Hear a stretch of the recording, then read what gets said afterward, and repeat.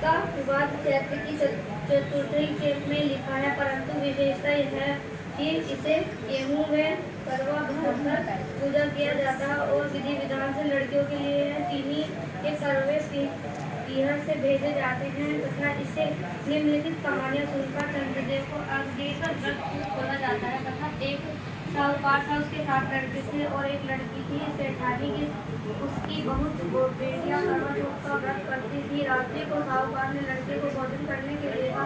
उन्होंने बहनों ने भोजन नहीं किया था। इस बहनों ने उत्तर दिया कि भाई आप अभी चांद नहीं आया। उन्होंने अपनी बहनों को भोजन के लिए कहा। इस पर बहन ने उत्तर दिया कि भाई अभी चांद नहीं निकला है, उसके निकलने पर अर्घ देकर भोजन करूंगी।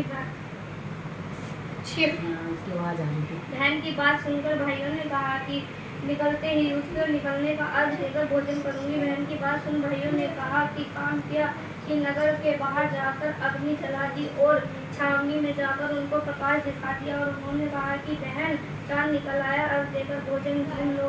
यह सुन अपनी भाभीियों से कहा कि आओ भाभीियों, मैं चंद्रमा को अर्घ दे दूं, परंतु इसको जाती हूँ। उन्होंने कहा कि भाई जी अभी चांद नहीं आया है, मेरे भाई ने तेरे को धोखा दिया है। अग्नि का प्रकाश छलनी में दिखा पर भाभीियों ने की बात सुनकर उसको बहुत कुछ ध्यान न दिया। भाइयों तो द्वारा प्रकाश में अर्घ देकर भोजन कर लिया और इस प्रकार व्रत भंग कर गणेश जी को अप्रसन्न हो गए। उसके बाद उसका पति शख्स बीमार हो गया और वह घर में उसकी बीमारी में लग गई और जब उसने अपने एक दोषों का पता चला तो उसे पश्चाताप गणेश जी की प्रार्थना करते हुए विधि विधान पूर्ण चतुर्थी का व्रत किया आरंभ किया और दिया श्रद्धा पूर्वक उसका आदर करते हुए उसने आशीर्वाद ग्रहण कर मैं ही मन को लग गया। इस प्रकार उसमें श्रद्धा भक्ति सहित कर्म देकर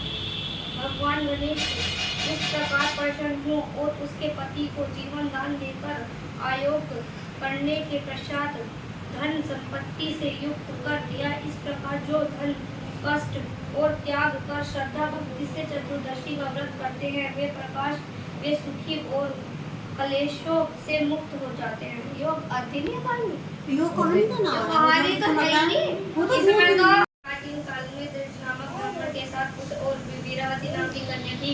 वीरावती प्रथम बार करवा चौथ का व्रत एक दिन भूख से व्याकुल हो मूर्छित हो पृथ्वी पर गिर पड़ी और तभी भाई को देखकर रोने लगी और जल मुंह में डालकर भाई ने व्रत के वृक्ष के में चढ़कर छलनी में दीपक जलाकर बहन से कहा कि चंद्रमा निकल आया है। अग्नि के दुख को चंद्रमा समझकर दूर दुख छोड़ वह चंद्रमा को अर्घ देकर भोजन के लिए बैठ गई।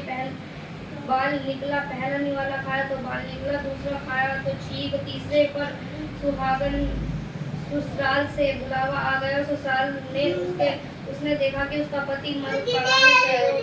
संयोग से वहाँ इंद्रदेव की वीरावती ने कहा देखकर विलाप करती हुई बोली कि हे माँ, यह आप में मुझने क्या अपराध फल मुझे प्राप्त किए करते हैं। बोली कि मेरे पति को जिंदा कर दे।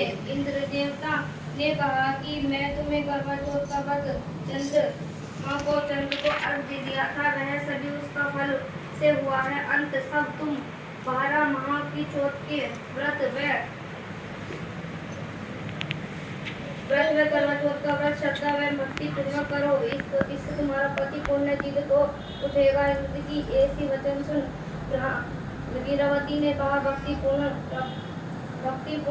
12 माह की चौथ को करवा चौथ का व्रत भक्ति भाव से किया। इस व्रत को प्रभाव से उसका पति पुण्य देवता के संग जीवन हो उठा।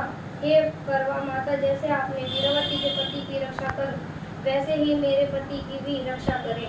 यो आई थोड़ी समझ में। मैं उस पे